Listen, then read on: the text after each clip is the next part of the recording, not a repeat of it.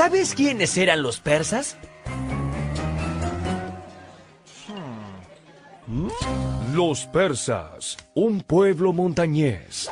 En las altas montañas que se alzan al norte de la Mesopotamia, vivía un pueblo de pastores llamados los persas. Durante siglos, este pueblo estuvo sometido por los vastos imperios que dominaron la Mesopotamia. Primero, vivieron bajo el yugo de los violentos asirios, y luego, vivieron a merced de los poderosos babilonios. Pero un día, hacia el año 550 antes de nuestra era, un hombre valeroso e inteligente llamado Ciro decidió cabalgar junto a su tropa de jinetes hacia el valle del río Éufrates y plantarse desafiante frente a las puertas de Babilonia, que era la ciudad más importante y codiciada de la época. Desde sus grandes murallas, los babilonios menospreciaron a ese pequeño grupo de guerreros que pretendían tomar por asalto la ciudad. Sin embargo, los persas, liderados por su gran comandante, lo consiguieron a punta de astucia y coraje. Ciro se convirtió en un gran rey, poderoso y respetado. Como sabía lo duro que había sido para su pueblo estar sometido a la dependencia de Babilonia, lo primero que hizo fue liberar a los demás pueblos y respetar sus religiones. Pero a cambio, les exigió que dejara en manos de los persas la administración de sus territorios. Así fue como los judíos pudieron regresar a Jerusalén y reconstruir el templo de Salomón. Los descendientes de Ciro consolidaron el poderío persa. Esta nueva generación de gobernantes fue conocida como la dinastía Aqueménida y gobernaron a Persia durante los casi 300 años que duró su período de esplendor. Así enseñó Zaratustra. Hace muchos años, mientras los persas aún vivían en los altos valles de la montaña, una mañana, un viejo pastor vio a un hombre solitario bajando de un cerro. No me es desconocido este caminante. Hace algunos años pasó por aquí un joven con una ofrenda. Su nombre era Zaratustra, pero veo que se ha transformado. He vivido 10 años en una caverna. La soledad me ha permitido reflexionar. Ahora estoy colmado de sabiduría y necesito regalarla y repartirla entre los hombres. Zaratustra fue un gran profeta que enseñó una nueva forma de pensar y ver el mundo que nos rodea. Para él existía un solo Dios, una única fuerza magnífica y creadora. Y esa fuerza era el sol o Ahura Mazda. El sol reina con su luz durante el día, bendiciendo al mundo con su energía creadora. Pero llegado el ocaso, se oculta permitiendo que la oscuridad se apodere de las noches. Esta dualidad, luz por el día, oscuridad por las noches, estaba propiciada por el mismísimo Dios Supremo, Ahura Mazda, y se extendía a todos los aspectos de la vida. Por ende, el bien y el mal coexistían. La presencia de uno no significaba la ausencia del otro, y el ser humano era libre de tomar uno u otro camino. Los persas creían que el hombre debía luchar constantemente a favor del bien y en contra del mal. Todos los hombres serían juzgados después de su muerte. Si habían logrado hacer triunfar el bien, irían al cielo, si no, al infierno. ¿Le suena conocido? Bien, esta idea de cielo e infierno nació de esta dualidad enseñada a los persas por Zaratustra, 6 siglos antes que Jesús la volviera a difundir entre sus seguidores. El Imperio Persa. Los persas practicaron el mazdeísmo, que era la religión que adoptaron aquellos que poseían las enseñanzas del profeta Zaratustra. Los reyes persas interpretaron que para multiplicar las acciones positivas debían evitarse las luchas entre los seres humanos. ¡Bah, imposible! Si los humanos somos como niños disputándose un dulce. ¿Sabes qué? Bueno, te parecerá raro, pero la receta fue conquistar a todos los seres humanos del mundo. Sí, ellos creían que solo si lograban gobernar a todos los pueblos de la tierra, lograrían llevar la paz a los hombres, y así propagar las fuerzas del bien. Por primera vez en la historia surgió la necesidad de conformar un imperio universal. Una vez conquistada la poderosa Babilonia, Ciro avanzó sobre los lidios, luego sobre las ciudades jónicas y finalmente sobre los nómades masagetas que vivían en el Cáucaso, pero murió en la batalla. Entonces su hijo, Cambises, tomó el mando de las tropas y no se detuvo hasta conquistar el legendario Imperio de Egipto.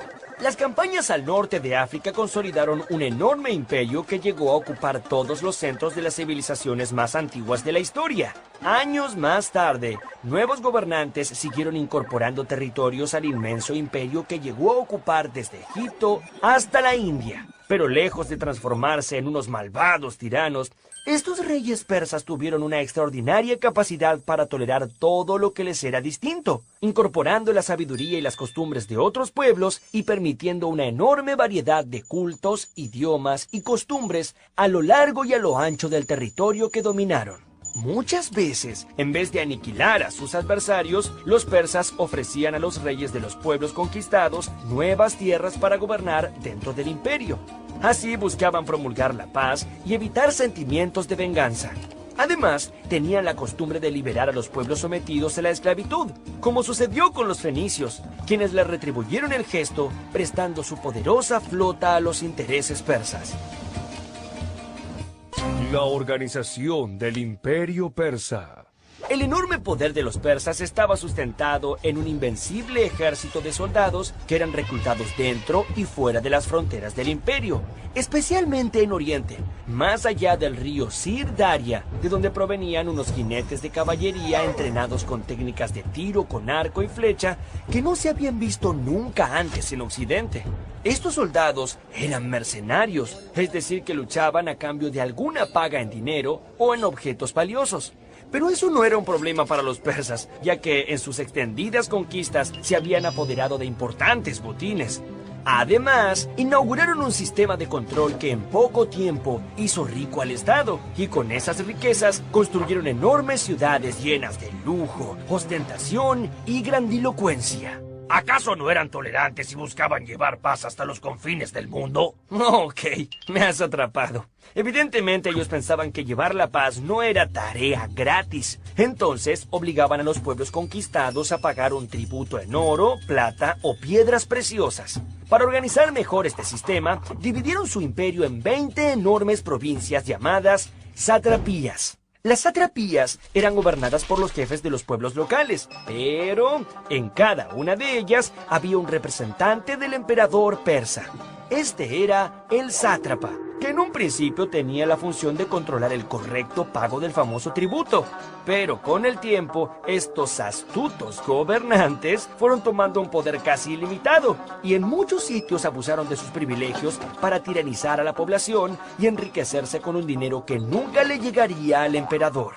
Con razón seguimos llamando sátrapas a las personas mezquinas y aprovechadoras. Así es. ¿Sabes qué hizo el emperador para controlar sus satrapías? Creó la primera Policía secreta. Sí, para evitar los excesos de los sátrapas, los reyes persas enviaban espías que estaban obligados a recabar información y a transmitírsela directamente a él. Este servicio secreto era de tal confianza que fue llamado los ojos y los oídos del rey. La majestuosidad de los persas. Si bien fue Ciro quien inició el dominio persa, fue Darío quien llevó al imperio a su mayor esplendor. Darío, llamado Rey de Reyes, pensó que su imperio merecía ser gobernado desde una metrópolis nueva, flamante y majestuosa. Claro, solo piensen que para entonces las antiguas ciudades de la Mesopotamia ya tenían más de 1000 años de edad. Vaya si eran viejas, y no eran dignas del moderno y pujante imperio universal que los persas habían logrado conseguir. Alrededor del año 520 a.C., sobre una meseta de 13 hectáreas, Darío ordenó la íntegra construcción de una ciudad, tan esplendorosa como jamás se había visto, y fue llamada la ciudad de los persas, o Persépolis. Esta majestuosa ciudad real tenía una particularidad: la mayor parte del año permanecía deshabitada. Sí, Persépolis se ocupaba tan solo una vez al año durante las ceremonias de Año Nuevo que se llevaban a cabo en el equinoccio de primavera. Durante estas fiestas, embajadores de todo el imperio le presentaban sus ofrendas al rey en una gigantesca sala de audiencias que tenía nada menos que 12.100 metros cuadrados. Algo pequeño, ¿no? Y su fachada se sostenía por 36 enormes columnas de 20 metros de altura. Pero esto no fue lo único que Darío mandó a construir. En la antigua ciudad de Susa hizo levantar un ostentoso palacio para el invierno, en cuya realización participaron todos los pueblos de su imperio. Los babilonios fabricaron los ladrillos, los sirios trajeron cedros del Líbano y los egipcios tallaron la madera. El oro provenía de Lidia, el lapislázuli de Sogdiana, los ornamentos murales de Jonia y el marfil de la India. Las guerras médicas. Nadie pudo con el invencible ejército de los persas. Nadie, excepto unas pequeñas ciudades costeras del mar Mediterráneo. Sucedió que en los tiempos del emperador Darío, apodado Rey de Reyes, ejércitos persas se expandieron hacia el oeste en donde estaban las ciudades jónicas griegas. Pero los griegos no estaban acostumbrados a pertenecer a un gran imperio y no estaban dispuestos a pagarle tributos al rey de Persia. Hacia el año 500 antes de nuestra era, los griegos se rebelaron y con la ayuda de Atenas echaron a los persas de su región. El emperador Darío, que se consideraba el dueño del mundo, no toleró tal insurrección. Ordenó una fuerte reprimenda y, como si eso fuera poco, desató su furia conquistadora contra la mismísima Atenas. En el año 490 a.C., envió una flota de guerra con 100.000 soldados al mando de su yerno. Las tropas persas anclaron en la ciudad de Maratón. La cantidad de soldados persas superaba a todos los habitantes de Atenas, quienes contaban con un ejército 10 veces menor. La suerte estaba echada. Lo que no calcularon los invasores fue la valentía y la determinación con la que saldrían a luchar los atenienses. En esa batalla se estaban jugando su vida, la de sus mujeres y sus hijos, puesto que para ellos no podía existir vida sin libertad y estaban dispuestos a suicidarse antes de caer en manos del imperio. Los griegos lucharon con tal fiereza que los persas tuvieron que volver derrotados a su patria. El rey de reyes estaba tan enojado que hizo jurar venganza a su hijo Jerjes. Cuando Darío murió, Jerjes emprendió una nueva embestida contra Grecia. En el año 480 a.C., reclutó un ejército con guerreros provenientes de todas partes de su vasto imperio, como cientos y cientos y cientos de miles de soldados. ¿Qué? Sí, Pipo, tal era la espina que había quedado clavada en los soberbios persas, que esta vez se habían propuesto erradicar a los griegos de la faz de la tierra. Después de vencer la resistencia que 300 valientes espartanos les habían ofrecido en las Termópilas, el numeroso ejército de los persas entró en Atenas y la destruyó por completo. Pero no pudieron matar ni a un ateniense, ya que por órdenes del astuto general Temístocles, todos los ciudadanos se habían refugiado en la isla de Salamina frente al puerto de Atenas. Jerjes envió su enorme flota al ataque, pero las naves griegas eran más rápidas y ágiles y comenzaron a hundir una tras otra a las pesadas embarcaciones persas. Así fue como los atenienses vencieron por segunda vez al ejército mundial de Persia. Desde ese momento, los persas ya no quisieron marchar más sobre los griegos y los dejaron en paz. Y aquello significó mucho, ya que luego de estas tremendas victorias, los griegos solidificaron sus ideas de independencia y libertad y abrieron el período de mayor esplendor de su cultura. El fin de los aqueménidas. Las derrotas sufridas por los persas frente a los griegos inauguraron un lento proceso de declive. Cuando el emperador Jerjes regresó a la ciudad de Persépolis, se convirtió en un déspota y finalmente murió asesinado. Los emperadores que le sucedieron perdieron interés en el control del país para ocuparse tan solo de obtener la mayor cantidad de dinero posible. Con él ordenaban la construcción de palacios más grandes y más ostentosos. Además, mantenían una lujosa corte que gustaba de comer y beber y gastaban valijas repletas de oro para vestirse y mantener a sus esclavos. Finalmente, tanta ostentación y tanto derroche los debilitó. En ese momento ascendió al trono de Macedonia un joven de 20 años llamado Alejandro. Al hacerlo heredó dos cosas de su padre: un reino que abarcaba gran parte de Grecia y el deseo de conquistar el debilitado mundo persa. En el año 334 a.C., partió en dirección este con un ejército de 30.000 infantes a pie y unos 5.000 jinetes. A medida que fue avanzando hacia el objetivo principal, Alejandro supo reconocer la jerarquía del adversario. Los griegos admiraban la cultura persa e incorporaron muchas cosas de ella. El enfrentamiento final entre griegos y persas se llevó a cabo en la batalla de Isos. Alejandro venció a su rival e incendió el palacio real de Persépolis hasta convertirlo en cenizas. Luego continuó su expansión hacia la India. A su regreso se proclamó Alejandro Magno y gobernó su imperio desde la legendaria Babilonia. Allí se casó con una preciosa princesa, Roxana, y adoptó muchas de sus costumbres, pues no quería seguir siendo el conquistador extranjero, sino fundirse con la sabiduría y las riquezas de esa maravillosa civilización. Legados de la cultura persa. Una vez que Alejandro Magno hubo conquistado el mundo conocido de la época, nuevos y ambiciosos planes ocuparon su mente. Su sueño era fusionar el refinamiento de la cultura de los persas con el pensamiento occidental de los griegos. Pero, lamentablemente, Alejandro murió muy joven, a los 32 años, y su imperio se dividió entre sus generales, que dieron lugar a nuevas dinastías de gobernantes: los Ptolomeos en Egipto, los Atálidas en Asia Menor y los Seleucidas en el centro del antiguo imperio persa. De esta manera, el imperio universal de los persas se fragmentó y nunca volvería a tener semejante esplendor. Pero ¿saben una cosa?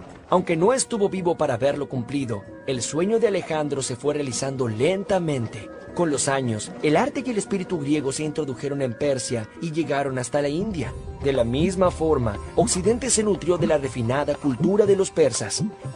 Ellos nos legaron obras maestras de la arquitectura, como la construcción del primer canal entre el Mar Rojo y el río Nilo, además del infalible sistema de correos.